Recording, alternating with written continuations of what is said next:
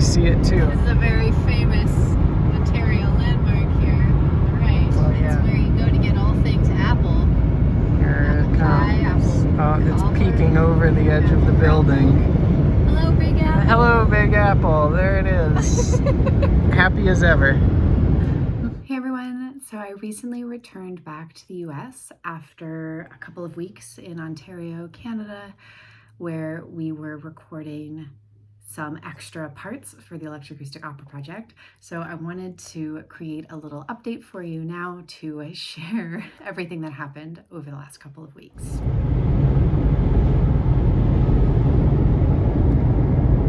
Hello. Hello. We are going to Campbellford, Ontario. We're going to a really special studio that's like kind of like a cabin in the middle of the country. So I'm really excited to go there, and yeah, we're gonna take you along and show you show you some stops along the way. One of the greatest landmarks of Campbellford, Ontario is the gigantic toonie. It's so huge. I forgot how big it is. It was designed here, and the locals are very proud. This is Campbellford.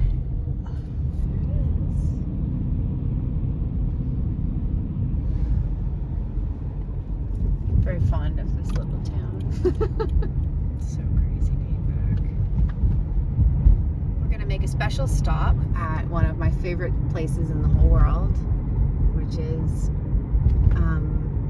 like a cabin where I basically grew up, and it's where we collected all of the, or a lot of the outdoor samples and field recordings for the opera. Okay, so we're actually making a very quick pit stop first because I didn't realize this would be open, but there is this very small microbrewery here in the middle of nowhere. It runs out of a church right behind me. It's called Church Key Brewery, and they're open until sunset. So we are gonna go in and get a beer. I'll show you.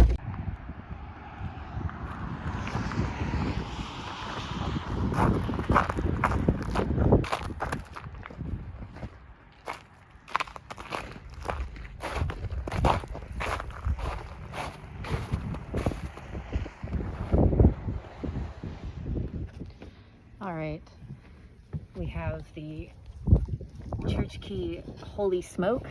Sounds weird, quite delicious. And the Northumberland Ale, which is their flagship. And a hat. Oh yeah, and a cool hat. Church Key Brewing. What's the C for? Brewing Company. On to our next stop. I'm excited.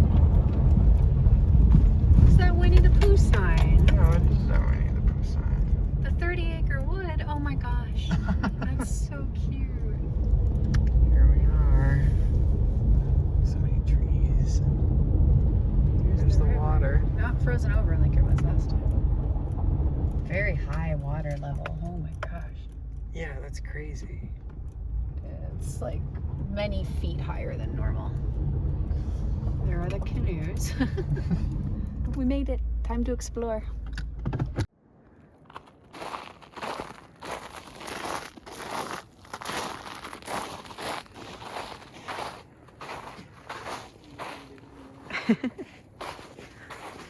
All right.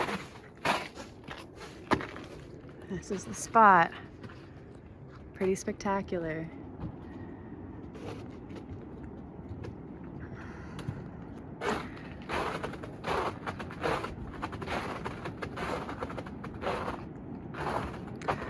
Oh my gosh, the rapids up there are just crazy because of the high water. Hear that roar?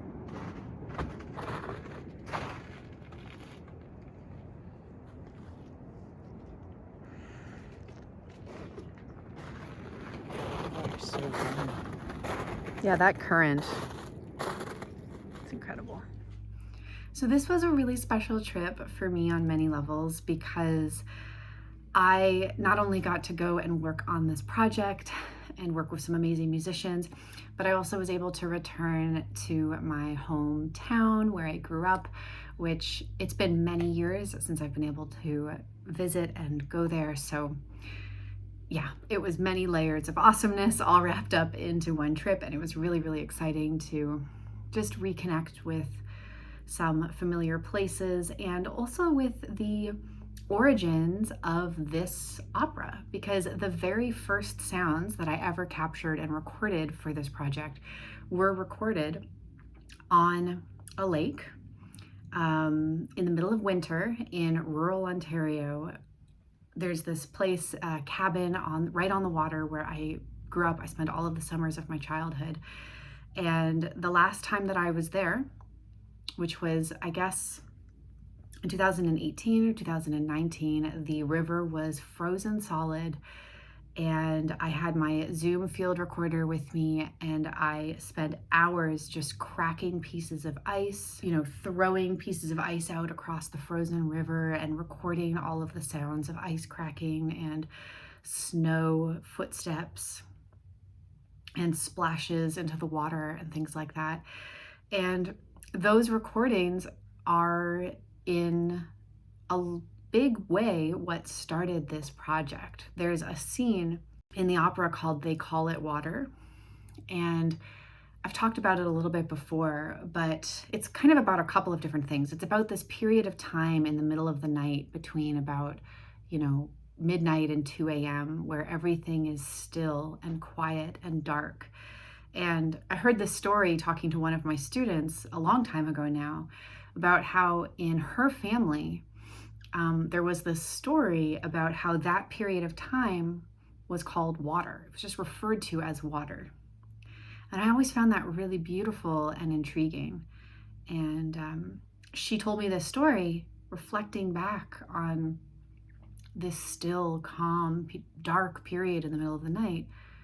And her words were, "They call it water, but I don't remember because it was before my time. They call it water, but I personally do not remember. I was not there. This is like a story or like a memory that's been passed down to me for generations and generations." So I was totally enamored with that idea of, memories that become almost like folklore, almost like stories that get passed on through your family. And this idea of calling a period of time water and just referring to time in general in a way that's so different from what we're used to with clocks and numbers and things like that. And then I found myself in this beautiful place in the dead of winter where everything was calm and still and dark. And so everything started to kind of connect, and I was recording those samples, and that's what led to the very beginning of that scene. Okay, all of that aside, that was a little bit of a tangential story there, but we did go back and we visited that location, which was really nice, and spent some time wandering around. And the second day that we were there, we went to the studio to record 2 of the chorus members. The 2 singers are named Ben and Anais, and they are singing the sort of bass and alto voices. And this is a 4-person chorus in total. It roughly breaks down into soprano, alto, tenor, and bass. We still have 2 more singers to record into the mix in order to complete the chorus.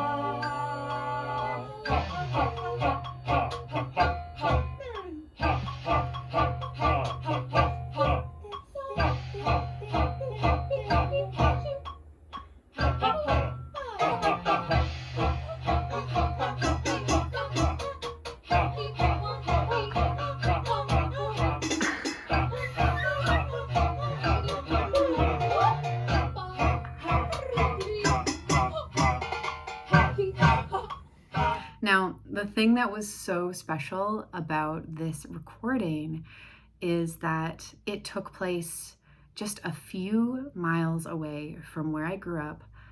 I had no idea that this place existed, which is just incredible. But basically, it's an old barn on farmland in the middle of just open farmland. And from the outside, it looks completely unassuming, just like an old, wooden barn that's got some corn feed or hay in it or something like that. But as soon as you go in, everything has been renovated and retrofitted, and it's been turned into a recording studio. And it's one of the most charming, cozy recording studios I've ever been in my entire life. The whole place was heated with a wood-burning potbelly stove, and everything was, wood paneling on all of the walls. It was snowing like crazy when we were there. So out the windows, you could just see the snow coming down, and then a blanket of snow across the fields, the farm fields next door. But inside, it was just cozy and warm and totally, totally beautiful. So as usual, when I got to the recording studio, I got immediately swept up in everything, and I was super just absorbed in the work and the recording, taking lots of notes. So I didn't film a lot of videos while I was there, but I did manage to record some kind of momentary little snapshots from the control room, looking out into the main tracking space through the big control room window. So we recorded, as I mentioned, Ben and Anais, and the way that we did this was also really cool. We had them recording simultaneously, so they were able to see one another and kind of vibe and interact and play with one another, but they were isolated in two different recording rooms. Ben was in the main tracking room, and Anais was in a little vocal booth. And that way I'm able to work with their voices independently of one another. I can displace them in time, I can spatialize them differently, I can process them differently, and there's no bleed between the two microphones, which is really awesome.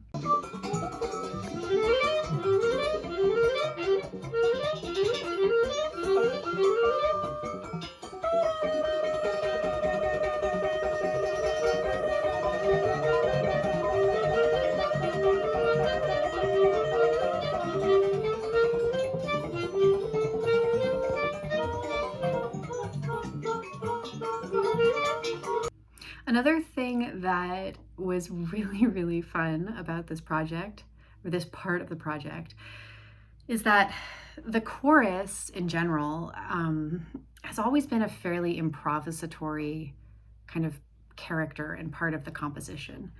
I kind of imagine it as like a multi-headed monster in which there's this creature and they kind of observe the story that goes on. They kind of comment on it from the outside.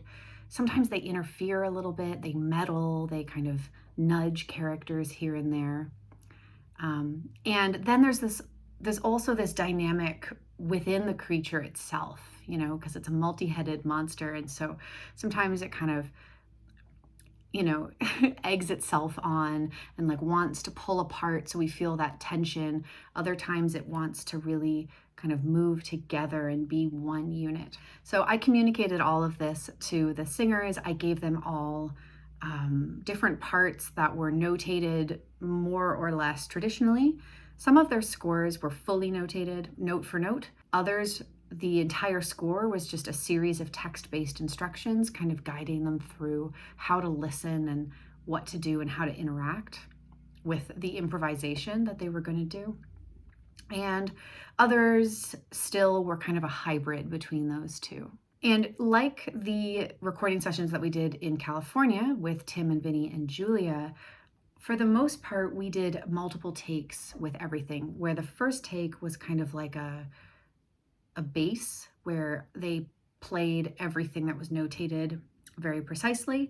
And then once we got that done, we would go back through and do a free take where they were invited to just do whatever they wanted. Improvise, riff off of ideas, explore different things that they hear, and just kind of bring their own unique voices and personalities into the work. As a composer, I am really interested in writing for specific people rather than for specific instruments. So what I mean by that is, I'm really interested in having Vinny's personality in this piece, knowing that Vinny is a multi-instrumentalist who plays big horns and small horns and high horns and low horns. And that is core to his personality. So if I ask him to just improvise on something, I don't know what I'm going to get. It could be a piccolo or a contrabass flute or a million things in between. Similarly, I am really interested in working with these particular vocalists because they have so much personality and so much character. And I love to leave certain parts of the piece open for them to bring themselves into the story. Now, the thing that's really exciting about that and challenging is that you do not know at all what you're going to get. So what I'm doing now is I am listening back through to all of the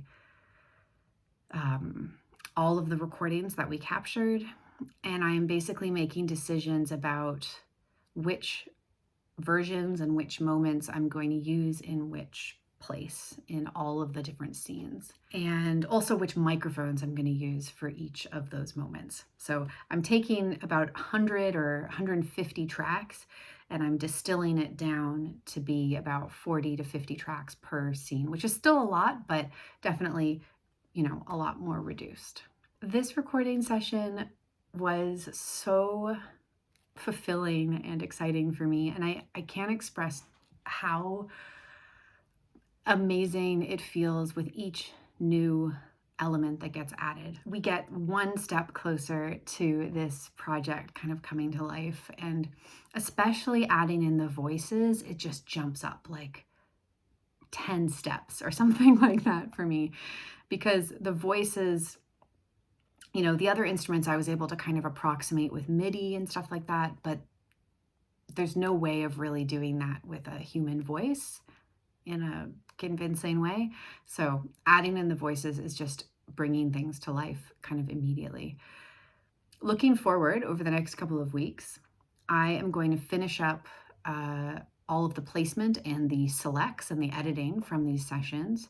I've already finished doing all of that with Tim and Vinny and Julia as well. So we're getting really, really close. And then I am going to finish recording the rest of the instruments. So everything that's left falls onto me and Ryan, which is great because we don't have to go to any more recording studios. We can do the rest of it in our studio that we have access to. 2 more chorus members. Ryan and I are going to sing the last 2 chorus parts, and then we're going to record trumpet and we're going to record saxophone. Once all of that is done, we will be done with recording, which is so exciting. And then I'm going to move fully into the editing and mixing stage for this project, which is enormous and very daunting, I'm going to be honest. But I don't know, I'm excited to be there and to really be able to get into the weeds. I know that right now everything is very rough. Everything's just placed in the sessions kind of in the right time, but I haven't done any balancing or spatialization or cleaning up of the tracks in any way. So it's all very kind of blocky and rough. And I know that in the mixing stage, that's where you really start to kind of breathe life into everything and give things movement and, space, and it's where the magic starts to happen. So I'm so, so, so excited. We're almost there. We're almost there. Thank you so much for being on this journey with me. Thank you so much for supporting it. I'm so excited to keep you updated as things continue to unfold over the coming weeks and months.